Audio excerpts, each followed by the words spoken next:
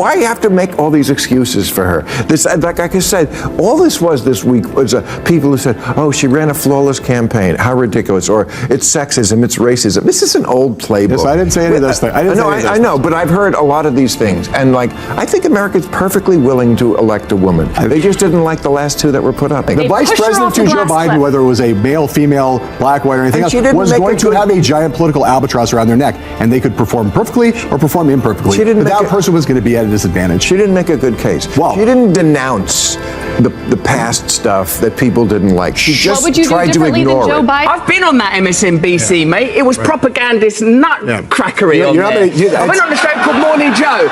It was absurd the way they carried on. Good Morning Joe. Yes. Yeah, I don't know what it was. It wasn't morning. There was no one called Joe there. No one could concentrate. They didn't understand the basic tenets of journalism. No one was willing to stick up for genuine American heroes. Bill Maher is on a roll, dismantling the tired arguments of woke MSNBC guests on his show. And the internet is loving every second of it. At this point, MSNBC journalists might want to reconsider their policies and whether Maher's platform is the right one for them, because the obliteration is getting downright embarrassing. So, which MSNBC guest wandered into Maher's crosshairs this time? And what did Maher say that had them scrambling for cover? We've got all the receipts right here, so stick around as we dissect the issues. But before we dive in, be sure to subscribe to this channel for more compelling clips like this. I also think everything the candidates, especially the Democrats, do to get voters annoys them. The constant texting. Did you get the texts like from Tim Walz every 5 minutes and like always begging for money and knocking on doors? We've got people knocking on doors. People don't want knocking on your door. Who in this day and age wants someone knocking on? Kids don't even like it when a phone call. That's like too much of a invasion of their privacy. Bill Maher expertly dismantles the hypocrisy in MSNBC's John Heilemann's arguments. Heilemann claimed that Kamala Harris lost the election because her message failed to reach its intended audience. But Maher pointed out the real issue. It wasn't the message. It was the medium. The Democrats chose to rely on legacy media outlets like MSNBC and CNN, which already leaned in their favor, preaching to the choir.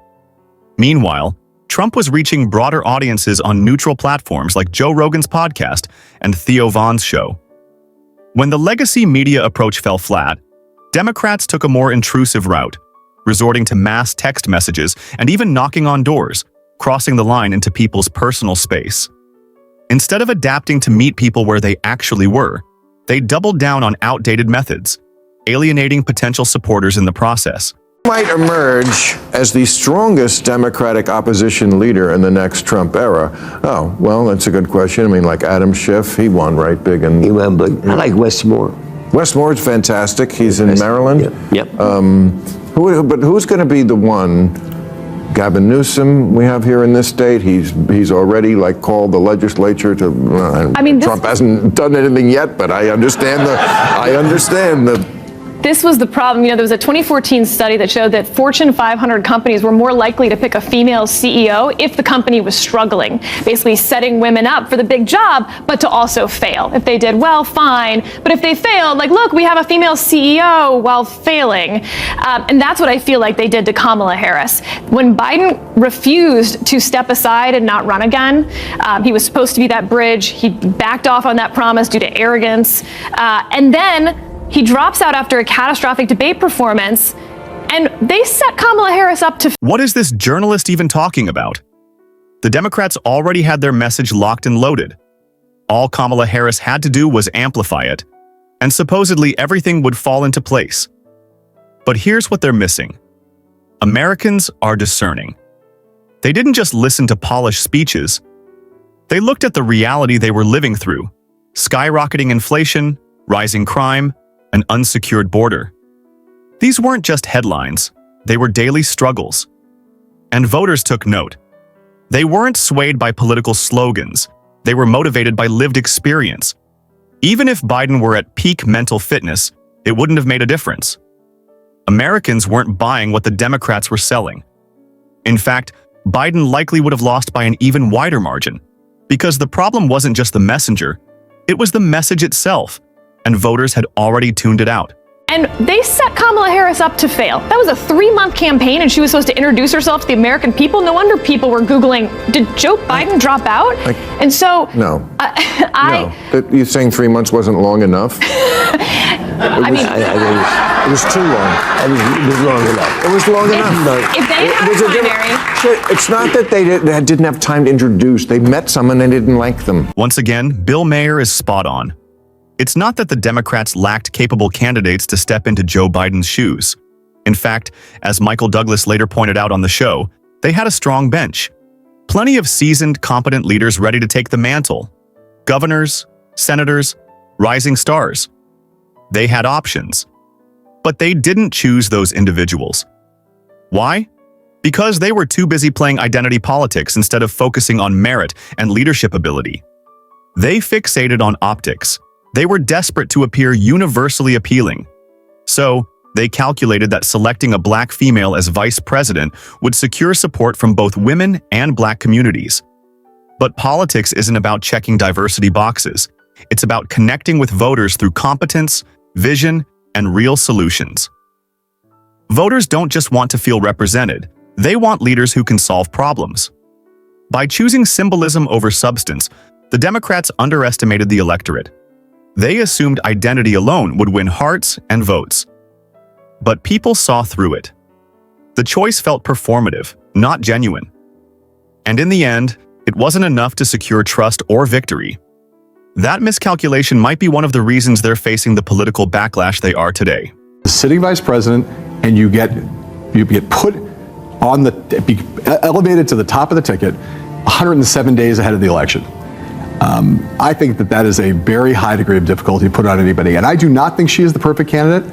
I tend to agree with Sarah that probably in a fully litigated primary, she probably would not have been the Democratic nominee, but will never know that. But I will tell you that, there's never been anybody who's had the difficulty of that situation, elevated that late in the campaign. Why? A Democrat would have needed to run away from Bill, I don't know if you know this, but the vice president of the United States is basically shoved in a broom closet for 3.5 years. I know. You couldn't. She was more popular in there. Yes, well. I mean, this idea that the idea in a mass media age that 107 days is not long enough to know somebody. You are way overestimating the American people in terms of what they're. Number wait. Pause right there. This is exactly the kind of attitude that led the Democrats straight into opposition. Underestimating Americans. John Heilemann of MSNBC actually claimed that Bill Maher's assertion that 3 months was more than enough time for citizens to make up their minds was an overestimation of Americans. Really? That's how the woke left views the rest of us? Like we're incapable of critical thinking or making informed decisions?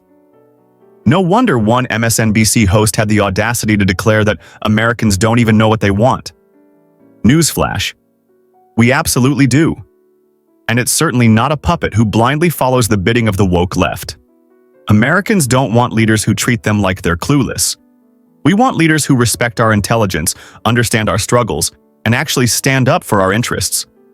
The left can keep underestimating the American people. But come election time, they'll learn the hard way that we know exactly what we want, and we're not afraid to vote for it. Anyway, they keep the clip rolling. Someone like Donald Trump has become a universally known, understood, loved by some, hated by others over the course of being omnipresent for 8 years. Okay. Barack Obama becomes president of the United States after running for 2 years as president, runs a 50-state primary, is on television, does dozens of Democratic debates, and by the time at the end of that, most people knew who he was.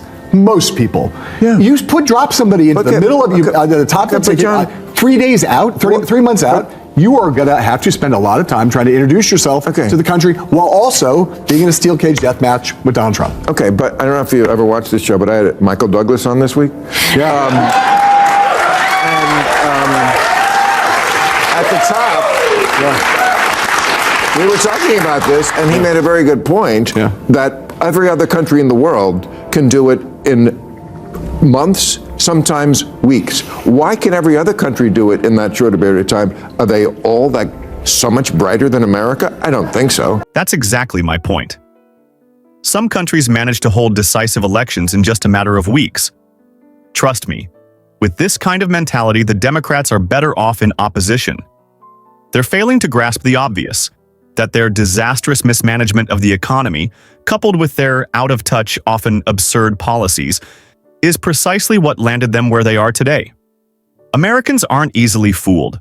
They're smart, discerning, and deeply aware that the economy, our borders, and even our children's future felt more secure under Donald Trump than under the Biden-Harris administration.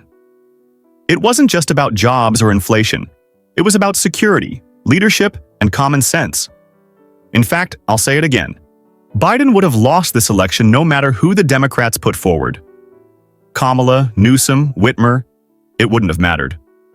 It was never just about Kamala Harris. It was about failed leadership, reckless policies, and an administration completely disconnected from the realities faced by everyday Americans. The Democrats didn't lose because of one candidate. They lost because their entire agenda failed the very people they claim to represent. And until they realize that, they'll keep losing. I think you can believe that you could have shorter elections in America, but it's not like we don't know. In Britain, for instance, when you have a short election, it's not like you don't know who the leader of the party is for months and years before that. But you're either the person who's Googling the day before, did Biden drop out, or you know in a week. You know, did anyone in this audience not know enough about Kamala Harris pretty much after a week to make a decision? Yeah, you just people. How are It's you gonna enforce ridiculous. We just get sicker of them. Maher finally delivered the hammer blow, and it landed hard. John Heilemann was exposed for his blatant hypocrisy. And to drive his point home, Maher didn't just argue, he conducted a simple yet powerful experiment. He turned to his audience, an audience largely composed of left-leaning individuals, and posed a straightforward question. How many of you feel you don't know enough about Kamala Harris to decide whether to vote for her or not? And the response? Dead silence. Not a single hand raised. Not a single voice spoke up. The room fell into an uncomfortable stillness, thick with the weight of unspoken truth. You could almost see the color drain from Heilemann's face. The awkward tension was undeniable. His claim that Americans didn't have enough information to judge Harris crumbled in real time. Heilemann watched his argument fall apart under the weight of the obvious. The emptiness of his stance was exposed, and with nowhere to turn, he fumbled, trying to backpedal and save face. But it was too late. The audience's silence wasn't just awkward, it was deafening. It wasn't just a pause. It was a verdict. A verdict that said, Americans aren't confused about Kamala Harris. We know exactly who she is, what she stands for, and why we're hesitant. And in that moment, Maher didn't just win the argument, he exposed the uncomfortable reality that Heilemann and the Democrats refused to face. Why you have to make all these excuses for her? This, like I said, all this was this week was people who said, "Oh, she ran a flawless campaign. How ridiculous!" Or it's sexism, it's racism. This is an old playbook. Yes, I didn't say any of those things. I know, but I've heard a lot of these things, and like I think America's perfectly willing to elect a woman. They just didn't like the last two that were put up. They're willing to elect a woman. There's some sexism. They're willing to elect a woman when she's the best candidate that they're offered. That's that simple. I think they are not. I think they were very unlikely to elect whether the vice president to Joe Biden, who had a that's it. Who had a that's what they didn't like. The vice president to Joe Biden, whether it was a male, female, black, white, or anything else, was going to have a giant political albatross around their neck, and they could perform perfectly or perform imperfectly. But that person was going to be at a disadvantage. She didn't make a good case. Well, she didn't denounce the past stuff that people didn't like. She just what would you tried do to differently ignore than Joe it. Biden? Trust me, if Kamala Harris had steered clear of the woke left's policies and brought a breath of fresh air into Biden's campaign, the political landscape could look very different right now. Imagine if she had focused on real-world policies that resonated with the everyday struggles of Americans. Policies addressing the economy, border security, crime, and the skyrocketing cost of living. If she had distanced herself from the extreme rhetoric and embraced common-sense solutions that reflected the concerns of the broader American populace. She wouldn't just be more competitive. She might be in power right now, or at the very least, giving Trump a serious run for his money. Bill Maher isn't the only one frustrated with John Heilemann. Actor and comedian Russell Brand once called him out for his disingenuous and hypocritical stance. Been on that MSNBC, mate. It was propagandist nutcrackery on there. I went on a show called Morning Joe. It was absurd the way they carried Good on. morning, Joe. Yes. Yeah, I don't know what it was. It wasn't morning. There was no one called Joe there. No one could concentrate. They didn't understand the basic tenets of journalism. No one was willing to stick up for genuine American heroes. Brand is absolutely right. MSNBC has become nothing more than a propaganda machine for the woke left. And they've proven it time and again. Despite Bill Maher repeatedly driving home the point that the American people simply didn't resonate with Kamala Harris's message, John Heilemann just didn't seem to get it. It's as if he was more committed to defending the narrative than acknowledging reality. This is the problem with echo chambers. They're so busy reinforcing their own beliefs that they miss the truth staring them in the face. In the end, Bill Maher isn't just hosting debates. He's exposing the cracks in the left's arguments. If MSNBC guests keep stepping into his arena unprepared, they'll keep facing public takedowns. The message is clear: bring stronger arguments. Or be ready for another embarrassing reality check. And that brings us to the end of today's video. If you enjoyed it, then hit the like button and subscribe to this channel for more videos like this. Thanks for watching, and see you in the next one.